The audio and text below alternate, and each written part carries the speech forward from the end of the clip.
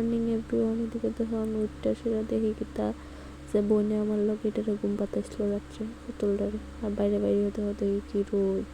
পরে আমি ব্রাশটা কইরা লাইলাম, কইরা জল খাইয়া হালকা একটা টিফিন খাইয়া লাইলাম। টিফিনটা খাইয়া ড্রেস লয়ে লাইছি আমার বোনের লেগে। কারণ আমি আজকে তারাবাড়ির যাম। তারাবাড়ি যাওয়ানোর লেগে রেডি হয়ে আসে আমরা বাইরে করলাম। যাওয়ানোর সময় তাই লইছিল ঠান্ডা দিয়েছিল দেখি তাকাম লয়ে আসে। এরপরে তারাবাড়ি গেছি যাই দিয়ে পদি করতেছে ডিমের বড়া দেওয়া ডিম তরকারি দিয়ে ভাত খেয়ে লিছি। খাই এসে একটু টিভি দেখতে লাইলাম। টিভি দেখতে একটু ঠান্ডা খাইয়া ঠান্ডা হয়েছে গা।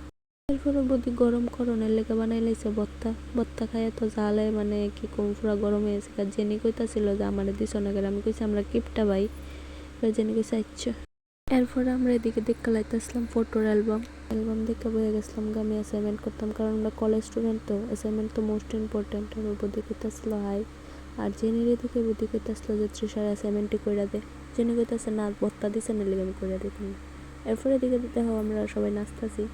আবার কইও না যে কেড়ে নাচতাছি, আমার ভাইয়ের বিয়ে আসলো, ক্যাসেটটা লাগাইছিল, নাচতানোর ভিডিও দেখাইলাম আর কি, সবার লোকে শেয়ার করলাম। আর এদিকে একটা বদির লগে ভিডিও বানাইছিলাম। আর ভিডিওটি দেখা মনে করি আর কি ওই দিনটা কি সুন্দর আসলো। এমনে সাজছিলাম, কত এনজয় করছিলাম।